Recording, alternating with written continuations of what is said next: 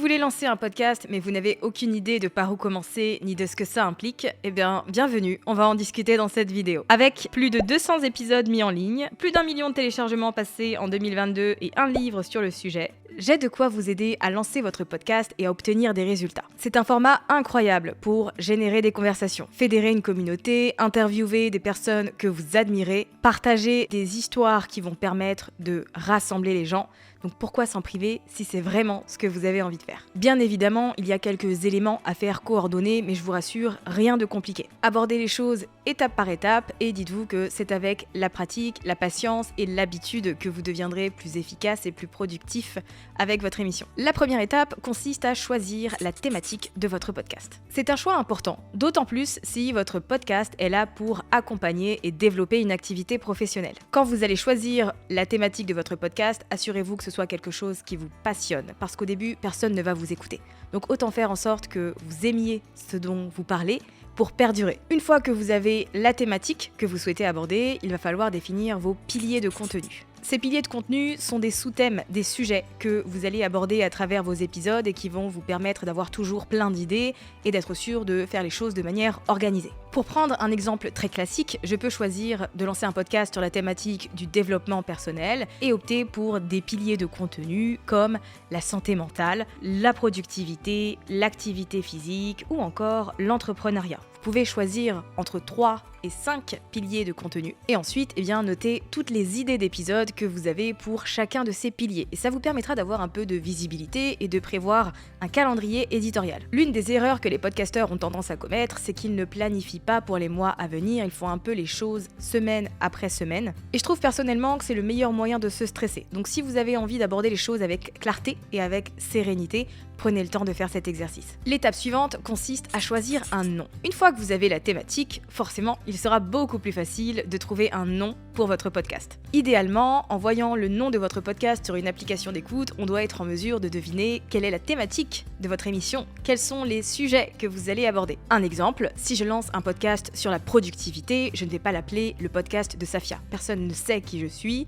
et en voyant une vignette de podcast avec écrit le podcast de Safia, pas plus d'informations que ça et on ne sait pas vraiment si ça va nous être utile et si ça nous intéresse. Alors que si je choisis un nom comme Bonjour Focus ou Maître du temps, eh bien là on a quand même le champ lexical de la productivité, donc c'est un peu plus évident que le podcast de Safia. Si ça peut vous aider, pensez à ce qu'une personne chercherait pour tomber sur un podcast comme le vôtre, sur votre thématique. Et une fois que vous avez choisi, pensez toujours à vérifier s'il est disponible, s'il n'existe pas déjà un podcast avec ce nom-là, si le compte Instagram est disponible, si le nom de domaine l'est également, et si tous les feux sont au vert, lancez-vous. Ensuite, on passe à la vignette. La vignette, c'est tout simplement le visuel carré qui va accompagner votre podcast sur les différentes applications d'écoute. C'est d'ailleurs ce que les gens vont voir en premier. Vous pouvez soit travailler avec un ou une graphiste pour la réaliser ou la faire vous-même à l'aide d'un site comme Canva. C'est ce que j'ai fait personnellement et ça fonctionne très bien. Quelques conseils pour réaliser votre vignette. Dans un premier temps, il faut qu'elle soit lisible. Après tout, sur le smartphone, on va la voir au petit format,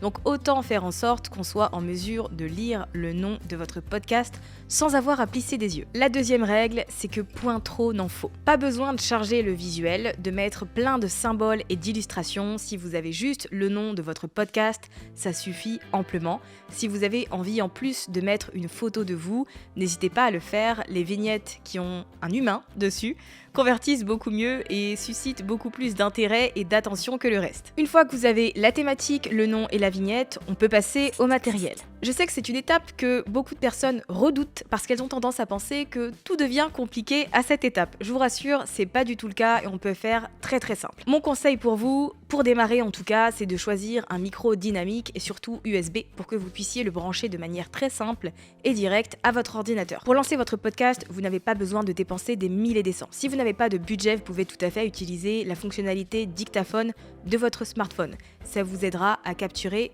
tout le contenu. Si vous avez un peu de budget à investir dans le micro de votre podcast, j'ai 2 recommandations pour vous à moins de 100 €.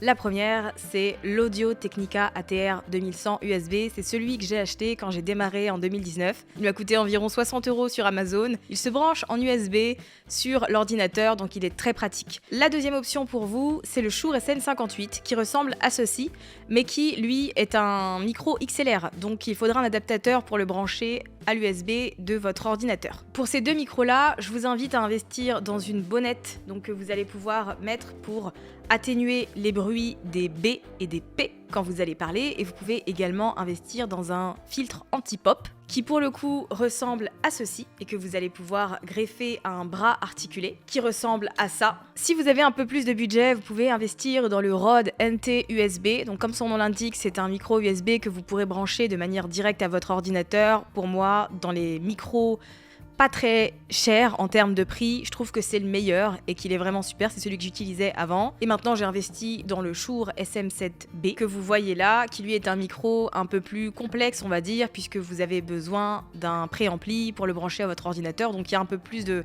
matériel à acheter pour le coup, mais la qualité est quand même non négligeable. Comme vous le voyez, en fonction du budget que vous avez à allouer à votre podcast, vous aurez des options. Une fois que vous avez le micro pour enregistrer vos différentes pistes audio, il va vous falloir un logiciel d'enregistrement et de montage, et là j'ai 2 options pour vous, 2 options gratuites. La première c'est Audacity qui est disponible sur Mac et sur Windows, et la deuxième c'est GarageBand qui là est disponible uniquement sur Mac. Pour les deux, il y a plein de tutos sur internet, c'est franchement assez simple à prendre en main et vous avez la possibilité d'enregistrer et de monter des pistes sans être un ou une professionnelle. Une fois que vous êtes prêt et prête à enregistrer, moi je vous conseille de rédiger un script et de pas forcément faire les choses au feeling. Si vous n'avez pas de feuille directrice, vous aurez tendance à aller un peu dans tous les sens, à perdre le fil de vos idées, et l'attention des auditeurs de podcast est très très chère et est d'une très très grande valeur. Donc pour que les gens vous écoutent, il ne faut pas qu'ils aient l'impression de s'ennuyer ou que vous êtes un peu perdu. Sinon, ils iront voir ailleurs. Le degré de détail dans le script va dépendre de vous et ce avec quoi vous êtes à l'aise. Peut-être que vous aurez besoin d'écrire toutes vos idées, peut-être que vous aurez besoin de rédiger simplement des listes à puces. C'est à vous de voir ce qui vous convient. J'ai commencé en rédigeant entièrement le script de mes épisodes de podcast parce que ça me rassurait, et au fil du temps, j'ai commencé à apporter un peu plus de flexibilité, de liberté et de flow en mettant les informations importantes, mais en gardant quand même une certaine spontanéité. Quoi qu'il en soit, pour chaque trame de script que vous allez rédiger, je vous invite à vous poser 3 questions. Est-ce que ce contenu va aider les gens ? Comment est-ce que je peux rendre mon contenu encore plus intéressant ? Est-ce que j'ai envie de parler de tout ça ? Puisque forcément, si le sujet vous passionne, ça va s'entendre. Enregistrer un fichier audio et parler seul pendant 10, 15, 20, 30 minutes n'est pas un exercice facile. Donc forcément, au début, vous aurez quelques difficultés de diction, vous allez écorcher des mots, etc. et c'est pas très grave. Vous aurez aussi peut-être quelques difficultés à gérer votre respiration et vous vous retrouverez peut-être assez rapidement essoufflé. Encore une fois, c'est normal et ça fait partie du processus. C'est avec la pratique que vous deviendrez plus à l'aise et que vous aurez beaucoup plus de confiance et d'assurance dans votre façon de communiquer. L'étape suivante consiste à choisir votre hébergeur. L'hébergeur, c'est la plateforme qui, comme son nom l'indique, va se charger d'héberger vos épisodes de podcast. Elle va créer ce qu'on appelle un flux RSS qui a la forme d'une URL tout simplement et qui va permettre aux différentes applications d'écoute comme Spotify, Apple Podcast, etc. de collecter toutes les informations concernant votre contenu et surtout de le mettre à disposition des gens. Un épisode de podcast est mis en ligne sur un hébergeur et c'est l'hébergeur ensuite qui se charge de le déployer un peu partout. Honnêtement, il existe de nombreuses plateformes pour héberger votre podcast. Là, ça va être à vous de voir en fonction du budget que vous avez à allouer et des différentes fonctionnalités. Si je peux vous en recommander 2, une gratuite et une payante, je vous recommanderais Acast pour la version gratuite et Audiomins pour la version payante. C'est une fois que vous aurez choisi votre hébergeur que vous pourrez ensuite soumettre votre podcast sur Spotify, Apple Podcast, etc. Moi, je vous recommande de le faire sur 4 plateformes, Apple Podcast, Spotify, Deezer et Google Podcast, et ensuite toutes les autres applications qui existent, Castbox, Podcast Addict, etc., collecteront les informations à partir d'Apple. Donc de toute façon, vous serez partout. Une chose à savoir en revanche, il y a certaines plateformes qui exigent que vous ayez un épisode en ligne pour vous diffuser. C'est le cas d'Apple Podcast. Pour soumettre votre podcast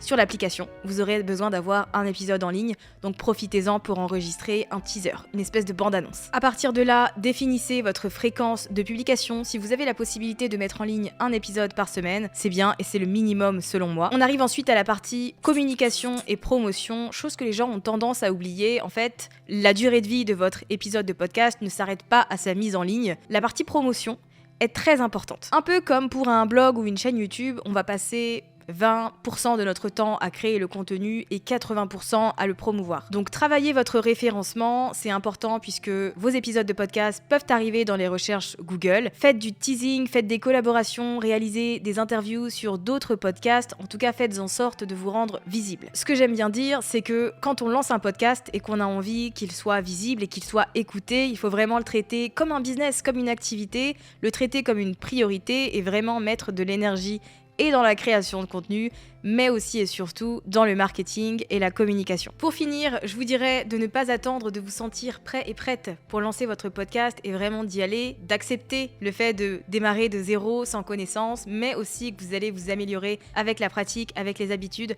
Si vous lancez votre podcast à la suite de cette vidéo, n'hésitez pas à me le dire. Et si vous avez envie d'approfondir un peu tout ce que je vous ai dit ici, sachez que j'ai écrit un livre qui s'appelle Build Your Podcast et qui est disponible sur Amazon, à la Fnac et dans certaines librairies. Donc n'hésitez pas à le consulter, vous aurez des feuilles d'exercice et encore plus d'exemples. En attendant, si cette vidéo vous a plu, n'hésitez pas à vous abonner et à très vite.